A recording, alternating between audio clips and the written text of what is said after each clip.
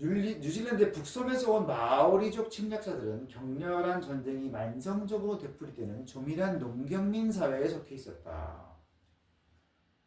그래서 농경민 사회는 어떠냐? 인구가 많기 때문에. 왜 인구가 많아? 농업으로 이제 식량을 생산하기 때문에 더 많은 인구를 부양할 수 있기 때문에 인구가 많아요. 근데 농경민 사회는 인구가 많기 때문에 전쟁이 많아요. 네? 그래서 이 사람들 이제 전쟁 경험이 많다. 두 집단은 모두 천년경에 뉴질랜드로 이주했던 폴리네시아 농경민의 후손이다. 그로부터 머지않아 마오리족의 한 무리가 다시 채점 제도로 이주해서 모리오리족이 된 것이다. 그래서 이 둘의 조상은 다 천년경에 뉴질랜드로 들어온 폴리네시아 농경민의 후손이라는 거죠. 그래서 이제 뉴질랜드 북섬 여기 있던 이제 마오리족. 그래서 마오리족의 한 무리가 채텀 제도로 가가지고 모리오리족이 된 거다. 모리오리족이 수렵 채집민으로 되돌아가는 동안 북섬의 마오리족은 더욱 집약적인 농경에 매달렸다. 모리오리족 자체가 농경민이었던 마오리족이었는데 그들이 채텀 제도로 가서 수렵 채집민이 된 거예요. 모리오리족과 마오리족의 역사는 환경이 인간 사회에 미치는 영향에 대한 단기간에 걸친 소규모의 자연 발생적 실험이라고 할 수 있다. 그러니까 모리오리족이 원래 마오리족이었는데 마오리족은 원래 농경민인데 왜 수렵 채집민이 됐는가? 이것은 뭐라고요? 그 단기간에 걸친 소규모의 자연 발생적 실험이다. 우리가 인류를 갖고 실험을 할 수는 없어요. 비인간적이기 때문에 비윤리적이기 때문에 그런 건 안 한다 이거지. 근데 이것은 자연 발생적인 실험이다. 우리가 이제 통제해서 한 게 아니라 자연 발생이 된 그런 실험으로 볼 수가 있는데 뉴기니와 멜라네시아 너머의 태평양에 흩어져 있는 수천 개의 섬은 각기 그 면적, 고립성, 고도, 기후, 생산성, 지질적, 생태적 자원이 크게 다르다. 그래서 뉴기니아하고 그 옆에 이제 폴리네시아 쭉 있는 섬들, 태평양의 섬들, 그 섬들은 다 그 환경이 다르다는 거예요. 본인들이 갖고 있는 환경. 그래서 이게 뭐예요? 뉴기니가 여기 있죠. 이쪽 저기 태평양에 그 수많은 섬들이 있어요. 이렇게 쭉. 요 섬들. 요 섬들이 다 각각 환경이 다 다르다는 거예요. 기원전 1200년경 뉴기니 북쪽 비스마르크 제도에서 농경업, 항해 등에 종사하던 사람들이 마침내 일부 섬에 도달할 수 있었고 그들의 후손은 그 이후 몇 세기에 걸쳐서 사실상 태평양에서 주거가 가능한 모든 육지에 이주해서 살았다. 그래서 기원전 1200년경 비스마르크 제도 여기에 있던 사람들이 배를 타고 쭉 이 섬들을 다 차지했다는 거죠. 물론 이게 뭐 하루아침에 이루어진 게 아니라 오랜 세월에 걸쳐서 그래서 그 태평양에 있는 이 많은 수많은 섬들에 사람이 살 수 있는 곳에는 다 살게 되었다.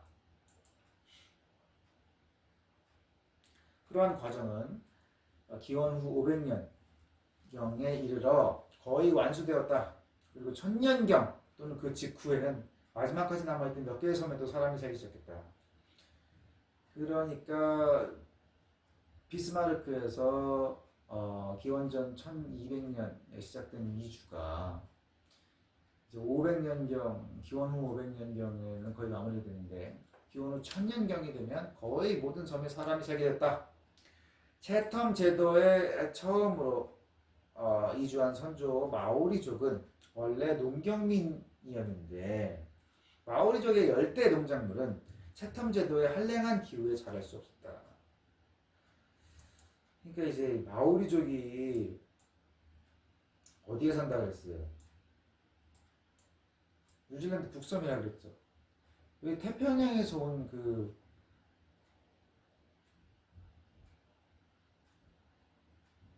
민족이기 때문에 이제 열대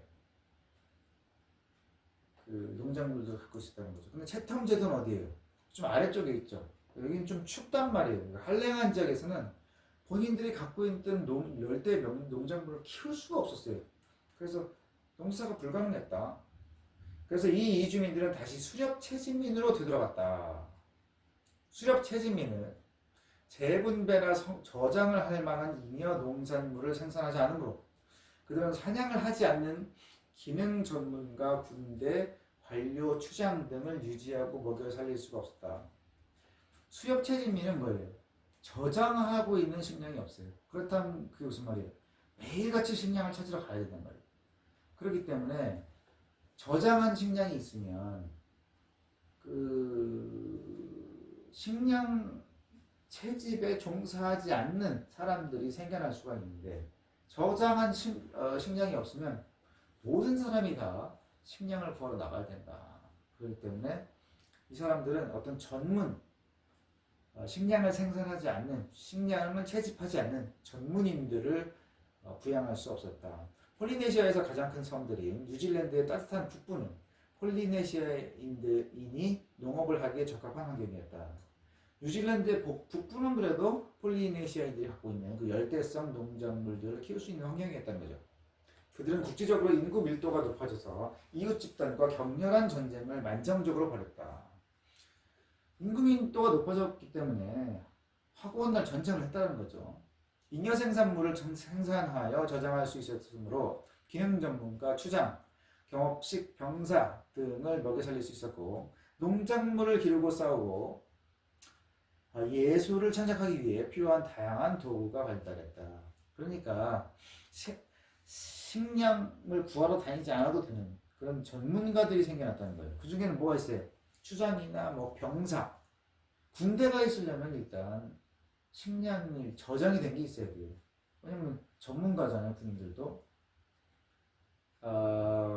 그래서 여기서는 이런 데서는 예술이나 도구들이 발달을 했다라는 거예요. 왜? 전문가들을 부양할 수 있으니까. 두 사회는 서로의 존재조차 의식하지 못하고 살다가 여러 세기, 아마 500년 정도 지나간 후에야 비로소 다시 만나게 되었던 것이다. 그러니까 1000년까지만 해도 그 1000년에 이제 마오리족이 뉴질랜드 북섬에서 채텀 제도로 옮겨갔는데 그때 이후로는 이제 만난 적이 없다라는 거죠. 그러다가 500년이 지난 시점에서 만났다. 폴리네시아의 여러 사회의 차이점들이 존재한 것은 폴리네시아의 섬들 사이에 적어도 6가지의 환경적 변수가 작용했기 때문이다. 폴리네시아의 여러 섬들은 환경 차이가 있는데 그것을 6가지로 나눌 수 있다. 섬의 기후, 지질 유형, 해양 자원, 면적, 지형적 분열, 고립성 이런 요소들로 환경적 차이를 설명할 수 있다. 폴리네시아는 대부분의 섬이 적도 부분에 위치한다. 무더운 열대 혹은 아열대성 기후에 속하는데 뉴질랜드 대부분 지역은 온대 그리고 채텀 제도 및 뉴질랜드 남섬의 일부는 한랭한 아부극성 기후에 속한다. 춥다라는 얘기죠. 섬의 지질적 유형에는 환초가 뭐예요? 산호초가 이렇게 둥그렇게 이제 둘러싸고 있는 섬이죠. 중간에 이렇게 호수가 있고 융기한 석회암, 그다음에 화산섬, 아니면 대륙의 파편, 그리고 그것이 혼합된 형태들이 있었다. 이게 뭐예요?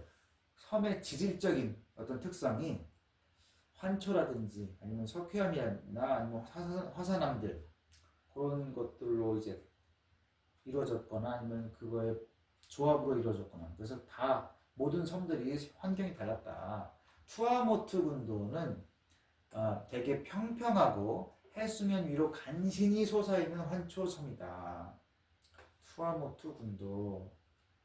자, 여기 폴리네시아에서 투아모트 군도는 여기인데, 그러니까 이 조그만 섬들이 이게 이제 평평하고 해수면 위로 간신히 솟아있는 환초다. 핸더슨 섬이나 린넬 섬, 여기는 처음에는 환초였지만 해수면 위로 높이 솟아올라서 석회암 섬이 만들어졌다. 핸더슨 섬. 여기죠.